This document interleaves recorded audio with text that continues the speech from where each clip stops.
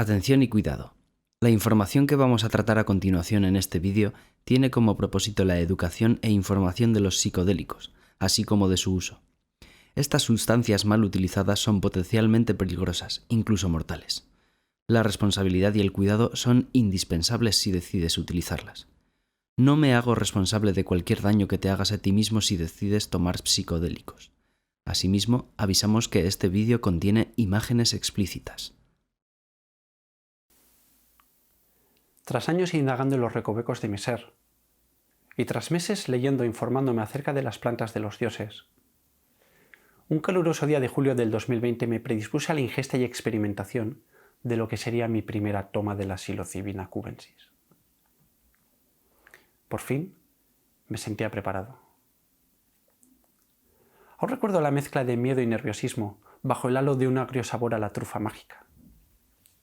Mis propios demonios, mi sombra, aporreaban la puerta de mi nuevo yo, aún dubitativo y temeroso, amenazando con volver en forma de culpa y en forma de pasado. Y aunque realmente no quiero adelantar nada, la experiencia fue autotélica, un prodigio en sí misma. Incluso, viéndola ya como algo lejano, tengo una ligera sensación de que fue un sueño, de que realmente nunca llegó a suceder, todo ello envuelto bajo un manto onírico, delicado pero cariñoso a la vez. ¿Qué hay del ser arquetípico universal que se apoderó de mí? ¿Que desplegó en su alar un amor insondable? ¿Qué hay de la cosmovisión universal que subyace en mí, que con tanta ternura me meció sin ápice de condicionalidad? Tan pronto como vino, se fue con el mismo misterioso y amoroso halo. Meses después es cuando realmente empiezo a comprender el calado de lo que esa epifanía supuso para mí. Como un ángel guardián, la sabiduría de la planta había enterrado en mí pequeñas llaves y pistas que he ido desvelando, descubriendo muy poco a poco. Llaves y pistas como, por ejemplo, el cambio de actitud de necesitar o necesitar hacer compulsivamente hacia el vivir, aprender a jugar, dejarme acontecer, que curiosamente es lo que comentaba Abraham Maslow en su obra magna, El hombre autorrealizado. El pendular del to need perception hacia el to be perception. Otro regalo que esta maravillosa planta sembró en mí fue el aumento de la capacidad de observación de mi mente o ego. Es decir, veo mucho más claramente qué patrones, qué mecánica y qué algoritmos me guían, y sobre ello yo decido cómo actuar, qué hacer y qué decir. Otro resorte que dejó fue el pozo, la sensación de lo que en verdad soy con S mayúscula. Un amor todopoderoso que sin duda todo lo copa. Una extraña sensación de que hay un orden en el universo, guiado por unas fuerzas muy superiores a nosotras, y que paradójicamente llevamos dentro. Asimismo, me ha liberado de muchos de los condicionantes sociales a los que el individuo del siglo XXI está sometido. En el caso de mi compañero de viaje psicodélico, el cese de miedo fue tal que supuso abandonar su carrera como docente hacia una vida mucho más autorrealizada y completa, como es en su caso el mundo de la fotografía y audiovisual.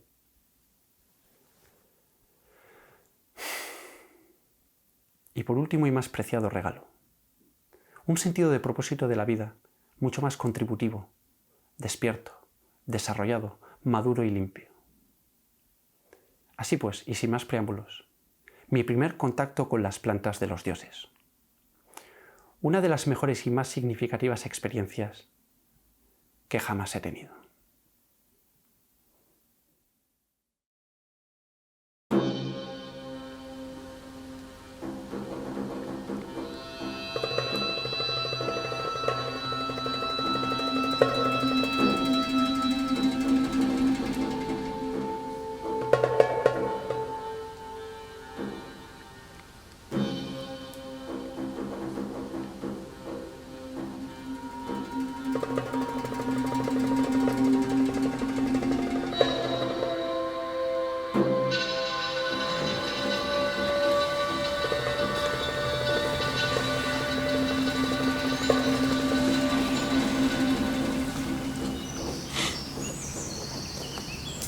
Bueno, voy a tratar de dejar constancia de lo sucedido ayer, de lo vivido y experimentado ayer.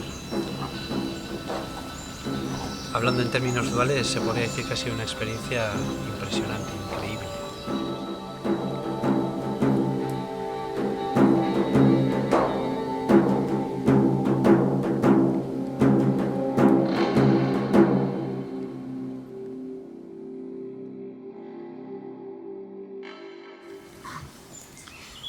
Bueno, los preparativos ya lo sabéis, pero bueno, vamos a refrescarlos un poco, ¿no? En un primer momento queríamos hacer esta experiencia en Lekeitio. Al ser un pueblo costero que dispone pues, de diferentes orografías, paisajes, creímos que quizá la experiencia en diferentes lugares, como podría ser mar, campo o incluso en casa, sería adecuada, ¿no? Todo cambió cuando, hablando con un muy buen amigo mío, permacultor, él tiene experiencia ya, yo es primera vez que tomaba pues, plantas psicodélicas, nos recomendó darle un toque de ritual, y el elemento del ritual siempre ha sido el fuego, ¿no? Entonces cambió nuestras estructuras, cambió nuestra idea de lo que iba a ser la experiencia. Entonces reconfiguramos todo y hemos venido a Gamiz Fika, al lado de Munguía. Aquí afortunadamente disponemos de un terreno que es de mi novia, y nos lo cedió, e incluso me ayudó a preparar una hoguera, ¿no? Bueno, lo que iba a ser luego una hoguera que fue ayer. Y eso, dándole un poco, reestructuramos la idea y al final la llevamos a cabo aquí. Entonces llegamos aquí al mediodía, tanto mi compañero Pablo como yo, y vinimos aquí a sentarnos un poco en el lugar, ¿no? Se podría decir que elegimos un sitio rodeados de avellanos y un eucalipto que estimamos que tiene más de 100 años por su altura y longitud. Y es un sitio idóneo porque aquí nadie nos va a molestar, con un río al lado. Un río que no podemos evitar que nos recuerde al río de Siddhartha. Bueno, una vez asentados, estuvimos un rato charlando. De cara a la toma de la psilocibina decidimos hacerla en ayuno. De hecho siempre es más recomendable en la experiencia pues un poco llegar en ayunas, ¿no? Para aquellos que no sois o no son vegetarianos, se recomienda pues una dieta vegetariana, limpia, digamos que no tengan alimentos vivos que se llaman, ¿no? No llevar en tu cuerpo con alimentos muertos, pues de animales que han sido sacrificados. Entonces, ese no era un problema que nos afectaba a mí y a mi compañero, ya que ambos somos vegetarianos. Pero bueno, entonces habíamos establecido empezar la toma a las 7:30 de la tarde, decidiendo comer a la 1:30 una pieza de fruta o 2 piezas de fruta, una nectarina y un plátano. Lo suyo es llegar no con un estómago completamente vacío, pero sí como predispuesto a la purga de la que hablaré más adelante, según vaya contando mi experiencia. Entonces comimos, estuvimos ahí un rato muy a gusto, la verdad. Y es cuando, para darle un toque de ritual, decidimos pintarnos la cara. Una idea que a mí siempre me ha rondado mucho la cabeza, ¿no? El pintarnos las caras. Precisamente es en sociedad cuando más máscaras nos ponemos. Es el ego el que se provee de máscaras y de elementos no naturales. Y es cuando vuelves al elemento fuego, al elemento ritual, al elemento planta, naturaleza. Cuando precisamente te pones una máscara voluntariamente, pero es una máscara que precisamente te desprovee de todas las anteriores, ¿no? Digamos que es una vuelta al origen. Siempre me ha encandilado, ¿no? la antropología, y más desde que me empecé a leer acerca del tema de psicodélicos. Y el elemento de las máscaras siempre ha sido como algo muy pictórico que representa al ser humano. Entonces, pues bueno, decidimos pintarnos las caras. Cada uno adquirió la suya. Mi compañero se pintó algo muy, muy discreto, como unos motivos indios en el que tenía el tercer ojo entre las 2 cejas arriba. Yo decidí ponerme una máscara negra, como con unas ojeras rojas. Son unas imágenes que vimos de indios amazónicos y decidimos, pues bueno, un poco adquirir eso, ¿no? O pintarnos eso. Fuimos pintados por mi novia, por mi compañera. Eso es una vaca, estamos en el campo. Y bueno, ahí estuvimos un rato charlando, hablando de nuestras expectativas, grabando vídeos, disfrutando. Cuando se fue mi novia, nos quedamos Pablo y yo. mi compañero que también ha tenido la experiencia conmigo, ¿no? Hemos sido dos los que hemos tomado las Golden Teacher, la psilocibina. Y me acuerdo que esa primera hora inicial después de que se fue mi novia estaba muy tenso, no conseguía relajarme. Se podría decir que no estaba cómodo para nada. Sentía la tensión, me sentía abrumado ante la experiencia que se avecinaba. Sentía florecer mis miedos, el no ser capaz, o en mi caso el miedo previo se manifestaba en... Voy a ver cómo intento explicarlo. En mi caso he hecho un trabajo últimamente de muchísima aceptación basado en el libro Los 6 pilares de la autoestima. Se podría decir que la autoestima está basada de diferentes puntos y cada uno o cada una va a cojear de unos y va a tener más fuerte otros puntos. Pues es como que los últimos 3 años de mi vida me he movido mucho en entender esos puntos que quizá yo flojeaba. Y después de muchísimo trabajo, a día de ayer tenía miedo de que ese trabajo que he hecho hubiera sido una farsa, algo así como que el Aitor del pasado viniese, como que todo el trabajo previo hubiera sido humo, mentira, que los miedos del pasado aflorasen, que no me autoaceptase. Eso es lo que más discordia me provocaba. Todo esto muy en resumen, porque claro, el ego, y con sus múltiples recovecos, lo manifiesta por diferentes formas, cada cual más rocambolesca a menudo. Estaba tenso. Es en ese momento cuando mi compañero estaba muy relajado, la verdad. Él estaba bromeando, yo no me dejaba ir por sus bromas. Por dentro estaba tensa, no conseguía estar tranquila. Dimos una vuelta, andamos por un cultivo de eucaliptos que hay aquí cerca. Cuando volvimos por fin al lado de la hoguera, que todavía estaba sin encender, hicimos una meditación. Toqué el gong y estuvimos meditando media hora. Ahí me empecé a relajar. Teníamos la banda sonora de las diferentes aves, muchísimas aves. Todas ellas se comunicaban entre sí. Cada una tocaba su instrumento. Incluso estamos tan inmersos en la experiencia de la escucha que mi compañero y yo alternábamos risas de alegría, de la alegría per se, ¿no? De sin motivo, del disfrute de escuchar la banda sonora que nos brindaba aquel halcón que se posó encima de los árboles y le vimos cómo despegaba. Ahí fui calmándome mucho. Toqué el gong y decidimos hacer una meditación cantada con mantras. En este caso decidimos hacer el mantra Om, escrito Aum, que significa el principio y el fin cosmogónico. Principio de vida, periodo de vida, hasta que por fin viene la decrepitud y te sueltas, te caes como la fruta de un árbol maduro. Y luego viene el gran silencio. Acaba un ciclo cosmogónico para empezar el siguiente, que es lo mismo. Es una representación de cómo el universo al ser uno se mueve paradójicamente en términos duales de vida o muerte.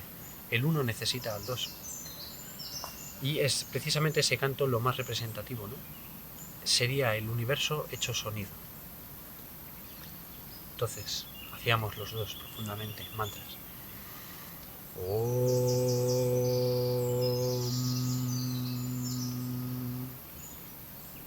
No teníamos por qué hacerlo siquiera al mismo tono. Él lo hacía al suyo, yo al mío. Canturreábamos sobre el Om. Es decir, dentro de la variante Om tú puedes imprimir tu huella particular. Fue una experiencia muy bonita, hasta tal punto que los dos nos quedamos muy, muy relajados, sinceramente. Toda esa tensión previa se había esfumado. Cuando se acercaban las 7:30, hora provista para empezar, allá por las 7 decidimos encender la hoguera, la avivamos y le pedí a mi compañero un último tiempo de silencio. No voy a negar que los nervios afloraban. Entonces no estaba inquieta y no fui capaz de concentrarme. Entonces decidimos empezar ya con la toma. Antes de la toma leímos un texto precioso de San Francisco de Asís que a mí personalmente me resuena mucho, ¿no? Es como un tatuaje que llevamos todas en el espíritu. Y viene a decir, el primer verso sería: haz de mí, Señor, un instrumento de tu paz. Leímos ese texto. Nos agradecimos nuestra propia amistad. Le dije, muchísimas gracias por haber estado ahí siempre, Pablo. Y él me dijo que ha sido recíproco y nos abrazamos. Fuimos con una energía muy amistosa a la entrega a la dicha sustancia. Empezamos a tomar las Golden Teacher. Decidimos no tomar entera la dosis entera. Se podría decir que es recomendable entre 5 y 10 gramos para un viaje normal y entre 10 y 15 gramos para un viaje potente. No teníamos una báscula, entonces quitamos a ojo cantidad. Yo calculo que ingeriría pues como 12 gramos y mi compañero tal cual. Más adelante hablaré de ello, pero personalmente creo que mi compañero ingirió más y tuvo un viaje más profundo que el mío por las cosas que me comentaban, aunque de eso luego hablaré más en detalle. Teniendo en cuenta que íbamos en ayuno y que teníamos un estómago casi vacío, decidimos dividir la toma en 2 partes. Tomaríamos la mitad de los 12 gramos en una tanda y después de media hora la siguiente tanda. Los nervios afloraban, y más cuando tras masticar la primera seta veíamos que se tenía un sabor agrio.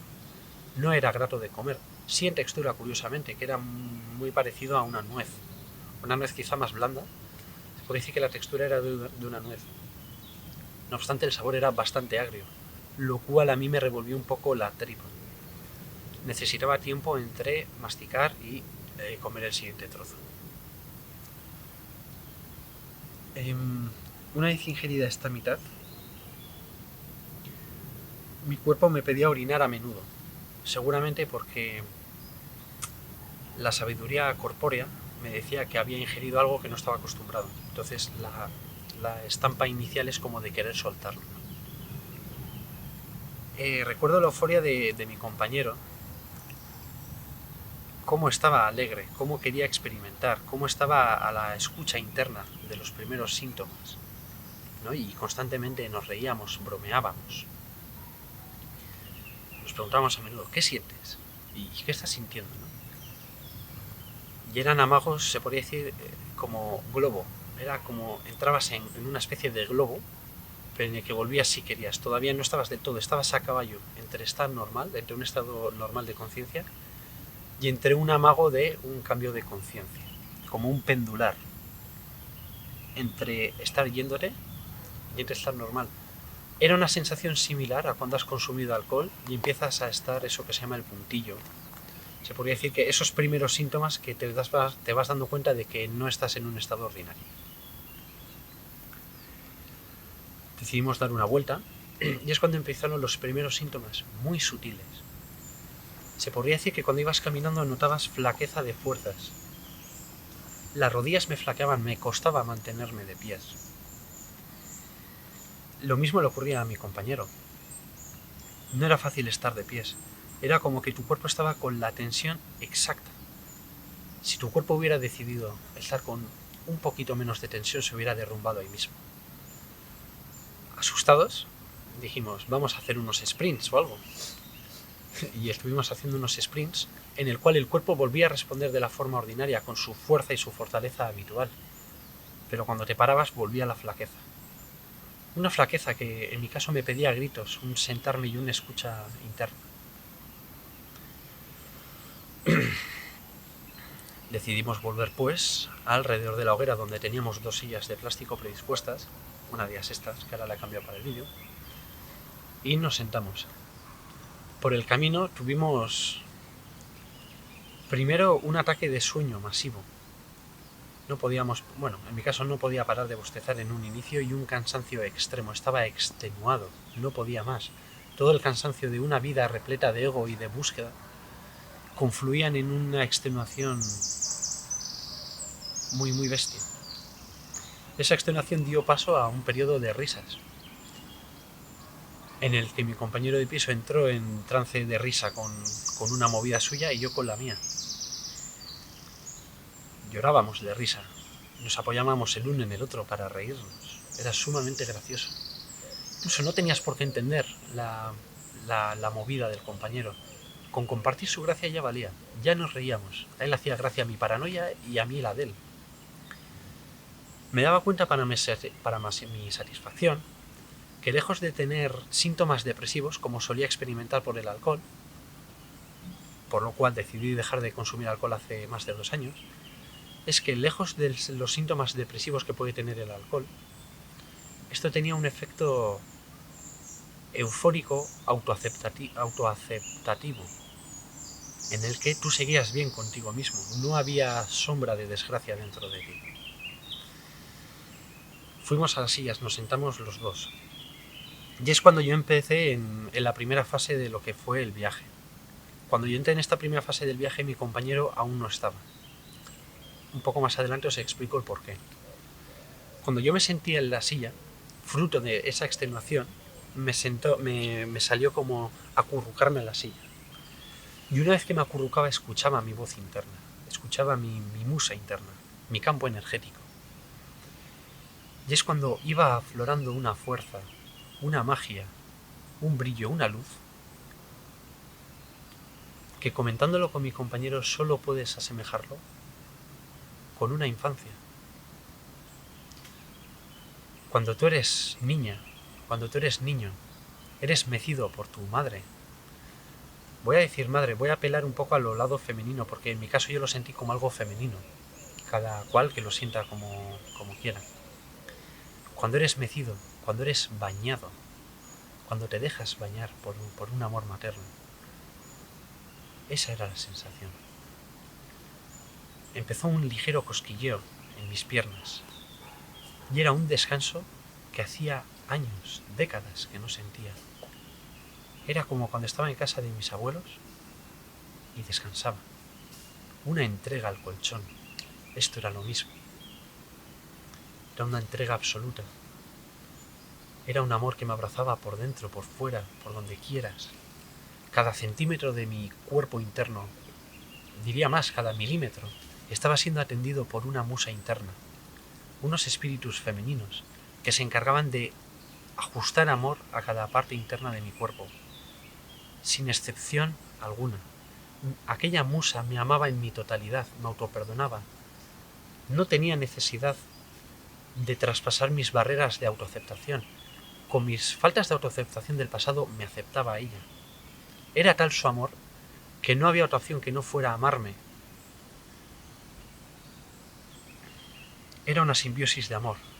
Yo me dejaba mecer y eso me quería más. Cuando yo estaba en este trance, mi compañero estaba llegando a él. Y es por ello que yo estaba callado, viviéndolo de una forma introvertida. Y él estaba empezando a percatarse de ese mecer universal. Yo pronunciaba muy pocas palabras. Solo decía, cuánto autoamor. Cuánto autoamor. Cuánto autoamor. En el mecer. En el vaivén del amor. Cuando cerraba los ojos veía fractales. Fractales bonitas. En mi caso eran moradas, lilas. Con formas de orquídeas. Con formas de tentáculo de pulpo. Curiosas todas ellas, pero siempre suaves, con delicadeza. Era algo suave, era algo bello. Estaba relacionado con el mundo femenino, apelando a mi niña interior que llevo dentro de mí, al niño interno que todos llevamos, a lo más fuerte y a la vez a lo más débil que hay dentro de nosotros, la fuerza universal, aquello que hace que llamemos a la naturaleza el femenino. Es cuando entonces mi compañero entró en el mismo trance y empezó una época muy bonita, una etapa muy bonita del viaje, en el que yo le decía, es como una bañera de amor, Pablo. Tú te sumerges y te dejas amar, y se te cuida, se te ama infinito. Y él me decía, es verdad. Y él me decía una cosa muy interesante, puedes estar dentro o fuera de la bañera. Tú podías atender a tu campo energético interno y dejarte mecer por el universo. Pero cuando querías podías volver y hacer las actividades ordinarias que un humano realiza. Echar leña al fuego, asegurarte que tu compañero esté bien, disfrutar del paisaje, conversar con el otro compañero, totalmente desprovistos de ego. Era un bello comunicar de tú a tú, cero máscaras, él era yo era él. Éramos miembros de una familia. Él ocupaba su lugar, yo el mío, y donde él flaqueaba yo me apoyaba. y donde yo flaqueaba, él se apoyaba. Era una simbiosis de amor. Como más tarde él dice, no es una bañera individual, sino que es una bañera conjunta de todo el mundo. Lo que pasa es que tú te percatas de que esa bañera existe y que eres digna de ella. Cuando Pablo se sumergía en su bañera, veía cosas bellas. Él me hablaba de fractales más potentes, más desarrolladas, más vividas que las que yo había vivido. Es cuando en esos momentos empecé a pensar que quizá Pablo hubiera consumido más en proporción a su anatomía física. Aunque él pesa menos y mide menos que yo, tiene una constitución más fuerte. No obstante, al tomar los dos la misma dosis, yo creo que a él le hizo más efecto. Pero bueno, no pasa nada. Cada uno en su punto. Cuando yo iba saliendo de ese estado de bañera, él estaba más inmerso y durante todo el viaje siempre sentí que yo iba un paso por delante de él. No en un sentido competitivo, sino de que al haber tomado menos dosis, es lo que él estaba viviendo, yo ya me lo conocía. Y disfrutaba ver a mi compañero sentir lo mismo que yo. Y es que dentro de esta fase de la bañera que hemos denominado, que no paramos de reírnos, que si la bañera va arriba, la bañera para abajo, nos dimos cuenta de que los dos experimentábamos lo mismo, que es una de las cosas más interesantes que hemos sacado de este viaje. No es que él tuvo su viaje y yo el mío. Hablamos de un mismo sentir, de un mismo denominador común. Cada uno con su voz, pero era lo mismo. Yo le hablaba de la bañera y él entendía su bañera y viceversa. Era un autoentender porque hablábamos un idioma mucho más desarrollado. Éramos más que humanos, incluso. Después de esos síntomas de comunión con el universo, dejé de sentir esa bañera y pasé a sentir las cosas más vívidamente. Mi impulso natural era acercarme al calor de la hoguera, y ese calor era un amor indescifrable. Me amaba las piernas, las pantorrillas, porque estaba cerca del fuego. Me abrazaba, me apoyaba, me abrazaba y sentía un núcleo de calor y de amor. Si tendría que poner un color, sería color asalmonado. Mientras mi amigo me seguía contándome sus experiencias y me decía, puedo entrar o salir de la bañera, puedo hablar contigo, puedo volver. Esto nos recuerda, ¿no?, de que de una o uno depende atender el campo energético interno. Como preciosamente dijo mi compañero Pablo, la bañera está ahí siempre, solo que tú no te percatas de ella. En una realidad llena de edificios, llena de color gris, llena de color ego, porque la realidad externa no es más que un reflejo de nuestra realidad interna.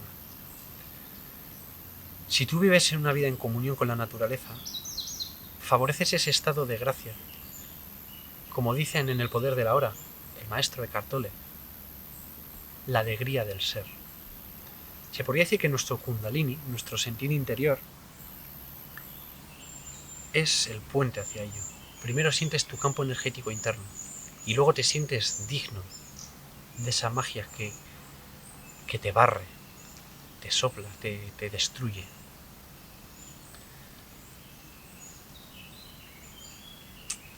Después de esa sensación de calor de la hoguera, después de ese absoluto desmantelamiento de mi yo, empecé quizá la fase más significativa en mí. No tan estimulante, no tan llena de brillo, pero llena de sabiduría. Una sabiduría muy profunda. Una sensación de algo muy arcaico, de una longevidad de millones de años, de infinitud de años. Era el pozo de una madurez de millones de ciclos cosmogónicos. Era el idioma de nuestros ancestros, de las estrellas, de la noche. En esa fase, la fase que yo llamo como fase sabia o madura, no había el éxtasis del ser, pero había la innecesidad de búsqueda. Y es eso lo que precisamente dota de mayor importancia en el viaje, el autoentendimiento del cese de búsqueda. Sería muy similar cuando Siddhartha, en el libro de Hermann Hesse, entiende por fin, después de una vida de periplos, que no es cuestión de buscar, que no por haber buscado más te aleja más o eres más merecedor de ese amor que alguien que no lo ha buscado. Simplemente eres. En esos momentos no hay espacio para cosas terrenales. Tú solo estás pensando en la belleza. Tú la estás viviendo. Estás con los ojos cerrados. Cosas que conciernen al ego dejan de tener importancia. Conceptos como el dinero, o por ejemplo en mi caso el vegetarianismo, que es una lucha que a mí me ha movido mucho, ¿no? A mi ego, digamos que siempre le ha dañado mucho que el mundo no se mueva a un veganismo. Ese tipo de ataques que al ego precisamente le alimentan, le nutren, dejan de tener sentido. Tu superpercepción tendría que hacer un sobreesfuerzo para pensar en términos tan banales. El grado de profundidad es tal dentro de esta sabiduría que con el simple ser y la autoaceptación te es suficiente. Sigue habiendo un Aitor Jáuregui, sigue habiendo una persona cualquiera que seas, pero está integrada. Es parte de ti, es la herramienta. Es como muy bien decía mi compañero, cuando la necesitas, vuelves a ella, haces uso de ella y luego vuelves a tu estado interior. Una cosa muy bonita que decía Pablo es de que tendemos a pensar que somos ego y que vamos al universo. Es decir, somos carácter y volvemos a la bañera. Cuando es lo contrario, somos la bañera y salimos de ella para ser ego. Me ha parecido algo muy acertado y que orienta muchísimo y que va a ser una de mis guías, espero.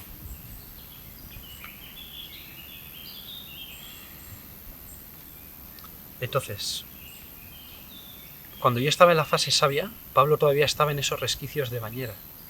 Me acuerdo de ver a mi compañero abrazándose a sí mismo, cantándose a sí mismo, diciendo en voz alta, cuánta belleza, cuánto amor. Hablábamos el mismo idioma.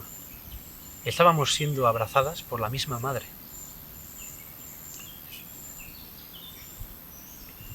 Como dijo mi compañero también, era una experiencia muy de placenta, de reposo en el vientre materno. Pablo hablaba, me contaba su experiencia y yo estaba apoyado en esa sabiduría, en ese autoabrazo de que había integrado a Aitor. Y más allá de la integración de Aitor estaba el resto de la hora, el ahora completo, la universalidad mágica. Toqué el gong que teníamos al lado y de forma natural empezamos a cantar nuevamente. Cantábamos el mismo mantra.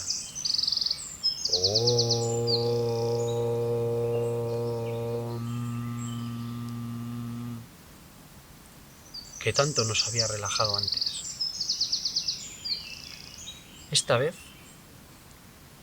el canto fue mucho más profundo. Cada uno tenía su propia voz. Habíamos recuperado nuestra singularidad. Esa singularidad que queda atrapada por cosas que creemos importantes pero que no lo son. Por esas falsas búsquedas. Por ese historietear que comentaba ayer mi compañero. Yo cantaba, mis mantras eran graves. Mientras mi compañero tenía un cantar mucho más alegre, mucho más jocoso. Curiosamente los dos nos inspiramos en la respiración y emprendíamos los cantos, respetando las etapas del silencio. Om. Era un cantar muy orgánico en el que los dos nos estábamos comunicando. Era un autoabrazo con mi compañero increíble. De hecho hubo etapas de los viajes que los hacíamos de la mano, sintiendo yo el amor fluir por su mano y regalándole mi amor por la mano. Le regalaba todo el amor de un Aitor integrado, de un entender. Es cuando en esos cánticos vuelvo a entrar en un trance en el que por fin entiendo algo que me ha costado mucho entender y tiene que ver con el propósito de la vida. Todo el mundo buscando, todo el mundo siendo inauténticos, todo el mundo yendo a un trabajo que no le gusta, que no le satisface. Este año me preguntaba, ¿cuál es mi propósito de la vida? ¿Por qué me he movido a ser profesor si no me satisface ser profesor? ¿En qué dirección he de moverme? Y siempre, cuanto más preguntaba, más me acercaba a mi yo interior. Y es cuando obtuve la respuesta mediante los cánticos. Y es que en esos cánticos, cuando tú te sumías en la vibración, en tu vibrar de pecho y en tu sentir, la bañera se convertía en mar universal, en el que todos los seres tienen su propósito. Yo tengo una forma humana en esta encarnación. Entonces mi propósito ahora es vivirme como forma humana. Y como forma humana que soy tenía un sentimiento de manada. Era algo muy primitivo, muy animal. Éramos una manada en el que Pablo y yo cantábamos. Y estaba la gente que amo también en esa manada. Y no había necesidad de ego, solo de que cada uno cumpliese su función para amarnos. Y es cuando entendí mi función, que está completamente en relación con mi propósito de vida. Digamos que yo en mi vida me he movido en intentar ser una persona quizá más creativa, más artística. Y no digo que no sea así, pero mi arte iba en otro camino, que no el que he hecho hasta ahora, y eso me producía dolor. Querer crear por unos medios que no son los que van acorde con ese sentir vibrante. Entonces, al entender que mi creación, cuando decía el Om, era un sustento dentro de la manada, yo adquiría como un papel de ayuda, como de ser una persona con más fortaleza que el resto y molestarme en que el resto de la manada esté bien. Digamos que un rol más cuidador. Quizá alguien puede tener un rol más recolector dentro de la analogía de la manada, otro puede tener el rol más musical, artístico. Mi rol era el cerciorarme de que el mundo esté los que amo. Que es que después de esta experiencia el término amar no vuelva a ser lo mismo nunca. Yo me cercioraba de que a la manada no le falte nada. Yo me sentía como un delfín. Éramos como un grupo de delfines en el que yo cumplía mi función como delfín. Y si ese delfín faltase no pasaría nada, porque yo pasaría a ser directamente el mar. Ahora, rodeado de vacas, aquí en Munguía, nada más que están ahí a 20 metros, ellas entienden bien su función de manada. Todos los seres tienen el mismo derecho a ese mar, a esa bañera que nosotros. Son igual de dignos que ellas. No podemos obnubilarnos por la creencia de endiosarnos. No tendría sentido, sería volver al mundo de los edificios. Después de ese canto me sentía completamente reconfortado, como que había encontrado una grandísima pista en mi vida. Me sentía como aquel que encuentra un tesoro, como un reflejo muy fidedigno de lo que yo soy de verdad, no lo que la sociedad me devuelve. Después de esa fase, estaba esplendoroso de amor. Le decía a mi compañero, ojalá estuviera aquí Udane, mi compañera. Ojalá estuviera aquí Mikel, Óscar, Gaisca, Gorka, Íñigo, todos aquellos que amamos, ¿no? Todos rodeados en el círculo de la mano, viviendo esto que hemos vivido, este despertar, este compartir de corazón a corazón. Ojalá todo el mundo supiese que es digno y que es patrimonio de sí mismo, que está dentro de él, que ya fue mecido una vez en el vientre materno. Y que, si ya fue mecido una vez, jamás se le volverá a dar la espalda, que ese mecer está siempre ahí. Es en ese entendimiento de amor hacia el prójimo en el que verbalizamos, y teníamos miedo de esto, y nos reíamos Pablo y yo, el miedo, y nos reíamos de miedo. ¿Cómo poder tener miedo al origen? ¿Cómo asustarte de lo que ya eres? Y es que el miedo es el sentirte indigno de ese amor. Eso es el miedo. La oscuridad es pensar que no vas a volver a ser mecido nunca más, sentirte no merecedor, que nunca más va a ocurrir. Pero sí que ocurre si predispones tu corazón y tu alma. Hablamos de las personas de nuestro alrededor, de cuánto las queríamos, hablamos de nuestros padres, nuestras madres, nuestros amigos, parejas. Qué bien, qué qué bonito es entender cómo les amamos. Hablábamos de gente pues que quizá por su periplo de vida, por su leyenda personal, andan más enzarzados quizá en el mundo de la forma, en la importancia del dinero, del obtener, del estatus, ¿no? Gente que no se deja amar. Y es como que se podría decir que la maldad nace de un alejamiento de ese mar universal. Cuanto menos entiendes el mar o más te alejas de él, surge eso que se llama maldad, pero no es maldad, es alejamiento de lo que fue una vez.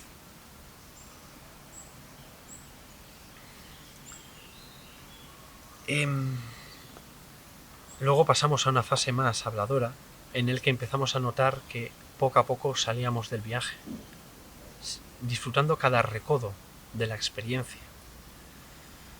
Y aquí empezamos con una fase que yo le llamo la investidura del ego otra vez. Veíamos cómo poco a poco, al menos yo, el ego iba volviendo, ¿no? Con su esto tengo que compartirlo en el mundo, cómo lo voy a estructurar mañana, cómo lo voy a contar, qué maravilla, ¿no? Planificaba sobre la experiencia y por un lado también veía la inutilidad.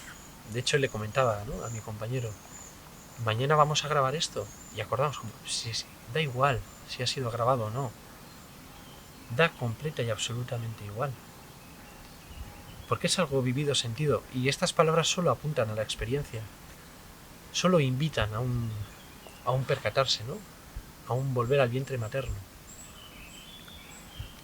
En esa investidura de ego íbamos volviendo, pero era un ego mucho más purgado, mucho más maduro, asentado.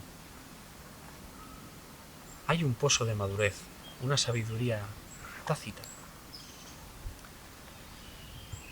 En esa investidura del ego decidimos poner fin a nuestro viaje. Y es cuando fuimos a buscar a mi novia a su casa, que vive aquí cerca, y ella vino y compartimos nuestra experiencia. Y aquí es cuando quizá cometimos un error. Decidimos cenar, después de que hubieran pasado ya 5 horas de los efectos de la psilocibina. En ese cenar a mí me sentó mal y tuve que vomitar. No alcanzo a entender si fue algo fisiológico o una purga interna. Siempre he creído que lo interno se somatiza en lo externo. Entonces, bien hubiera podido ser que mi autoentender tuviese elementos sobrantes que se somatizan en un vómito. Y bueno, esa se podría decir que es mi experiencia. Cuando nos preguntó ayer Udane, ¿vais a repetir? Nuestro primer resorte fue en plan de, espérate, que tenemos que asimilar muchas cosas.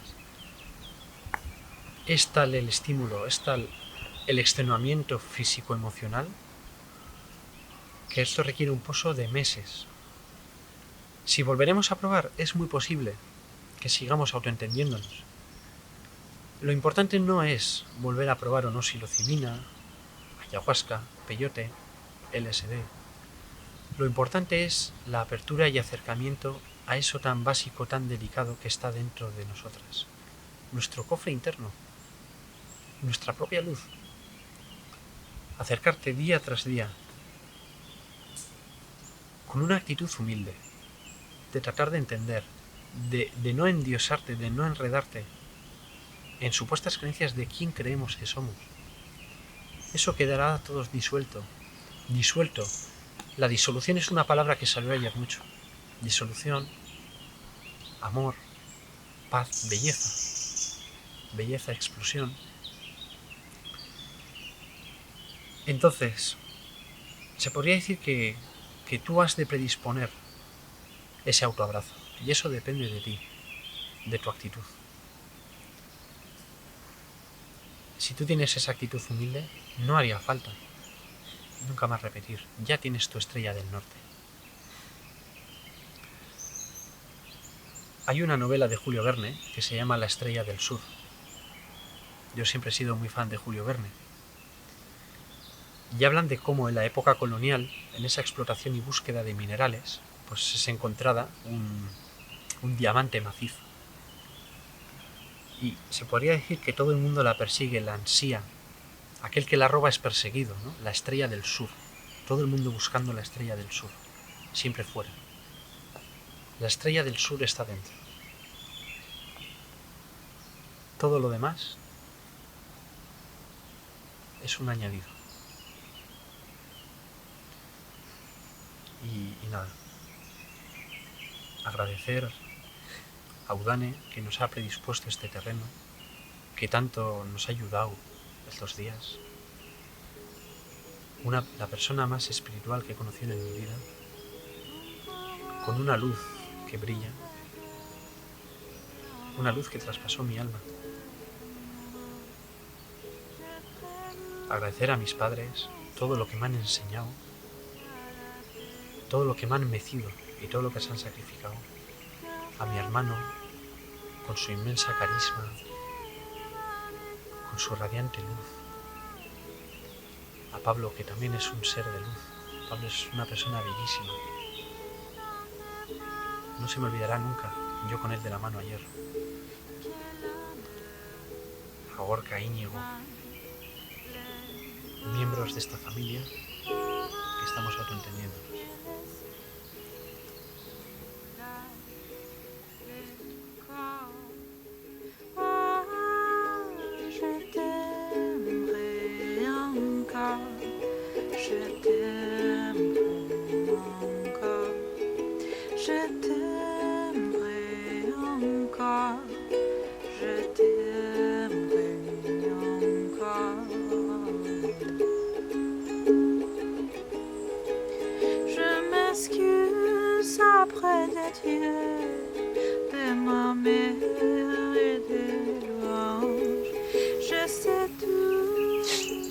Bueno, pues voy a intentar narrar un poquito lo inenarrable, que es la experiencia que tuvimos ayer Aitor y yo con la toma de la psilocibina cubensis, o bueno, las trufas setas Golden Teacher. No me quiero alargar mucho porque es que tampoco creo que las palabras hagan justicia a la experiencia, pero bueno, igual suenan algunas cosas inconexas o un poco divagantes, pero es que no hay manera de realmente de acercarse ni siquiera a lo que es la experiencia en sí. Con lo cual, bueno, pues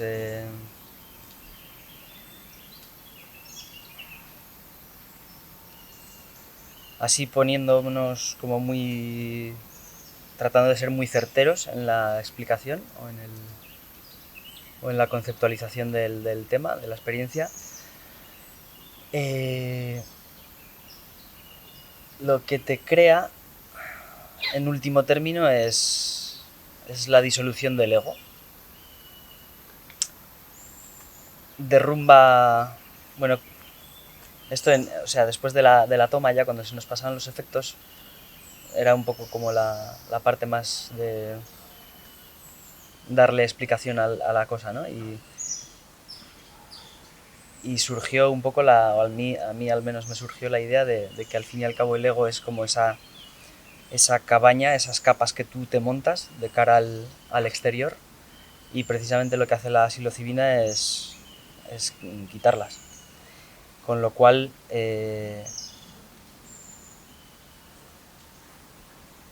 eres todo, porque antes estabas delimitado por esas paredes de la cabaña. Entonces, una vez que no hay paredes, pasas a ser todo. Es muy sencillo de decir. Y ayer, ¿no? Decíamos, qué potente, qué enorme y tan sencillo a la vez. Y cuando eliminas o se desmontan esas paredes, pues lo que te queda es como la unidad, y que nosotros reconocimos como amor. Al final es lo único que queda es el amor. Y tampoco hablo del amor que se suele entender, ¿no? De un amor romántico de las pelis, ni... No, no, es que es un amor... había como... como que te retrotraías a pues, lo que creíamos entender como el amor de una madre, pues cuando estás recién nacido y te tiene en brazos.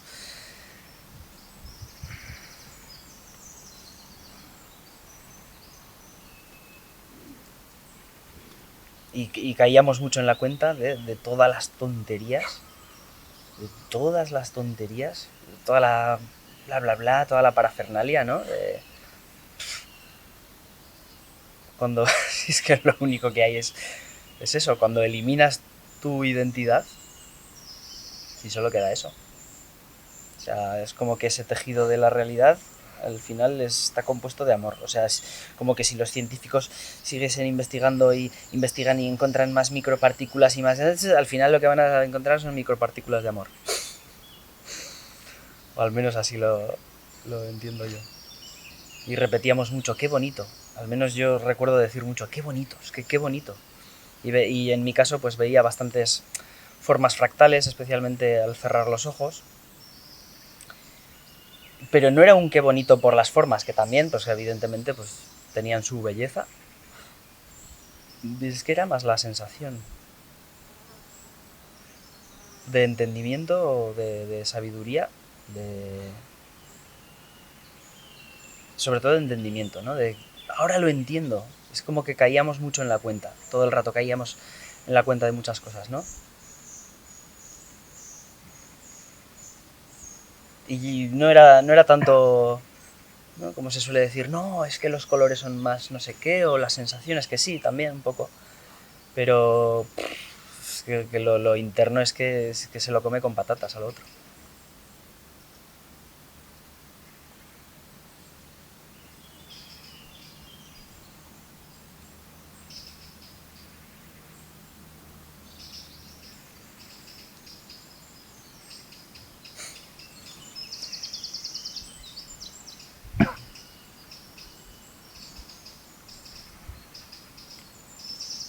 Y como que entiendes que da igual. Es que todo da igual. Pero no en un me da igual pasotismo, no sé, nihilista casi. No es eso. Que, es que como realmente tú construyes esa cabaña, la puedes crear como quieras. Y que la cabaña que no es mala, ¿no? Es como que se empeña, ¿no? La gente que, bueno, al menos no sé lo que yo pensaba hasta ahora, ¿no? Gente que igual está más metida en estos temas meditativos y tal, ¿no? Se empeña, no, adiós el ego. No, que tiene su función, que está bien. Que está bien. Y lo bueno es que en cierto modo lo creas tú, entonces te puedes ampliar, si quieres tener una cabaña, tienes una cabaña. Y si quieres tener una mansión, tienes una mansión. Claro. Incluyes lo que quieras dentro. Pero al final me queda ese pozo de entendimiento, de amor.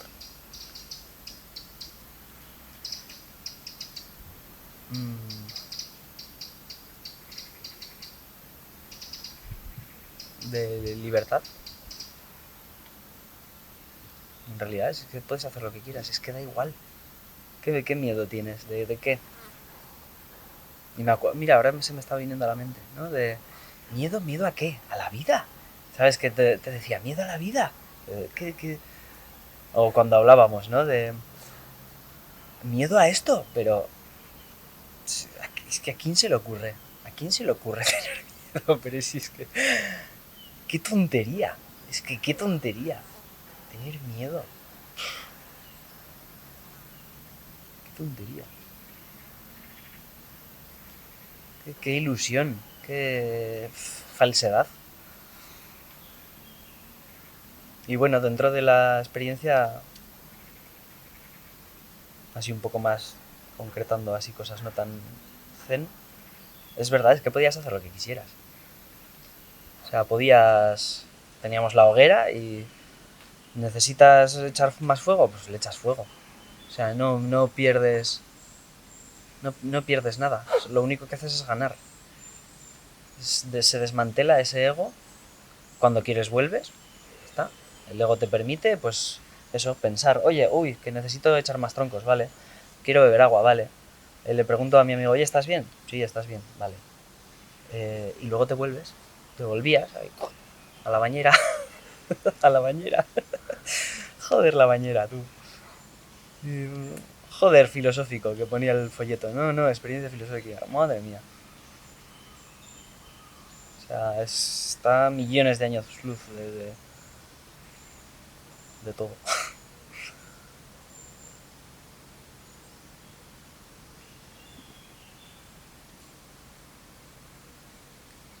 No sé, bueno, igual es por el cansancio, pero vaya.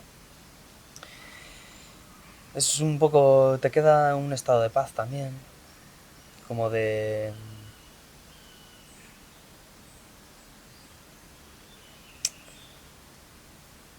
No sé si dejar de buscar, ¿no? Porque leíamos antes de tomar las setas estas una cita en un libro, en El poder de la hora, ¿no? Que entrevistaban a un jefe indio y decía, el hombre blanco siempre está buscando, no sé qué está buscando, parece que está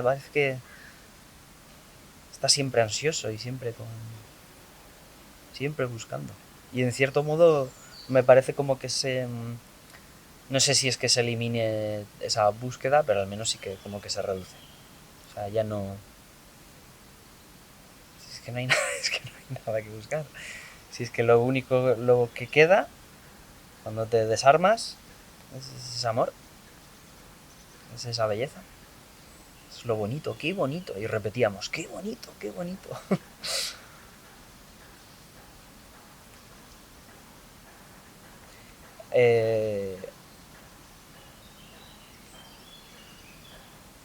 Es extenuante, pero merece la pena. Merece la pena si se hace bien, que además yo creo que teníamos la actitud correcta, ¿no? De, bueno, cierto respeto, cierto nerviosismo normal, aceptable.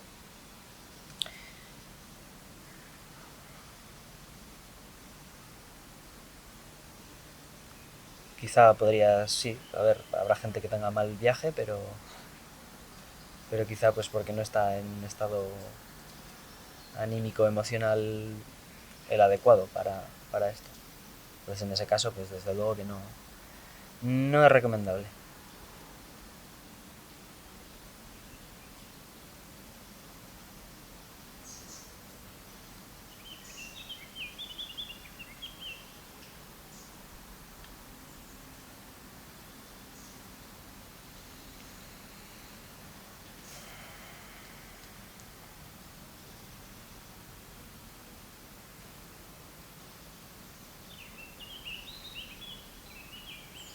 Es inconmensurable todo. O sea, es tan amplio, tan potente y tan sencillo a la vez.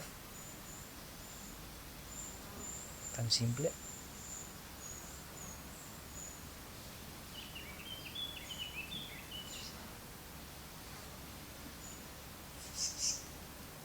Y tanta gente que se pierde eso. Y luego que surgen problemas, joder, me extraña. Si no has estado en la bañera, ¿vale? ¿O no? Ay, la bañera.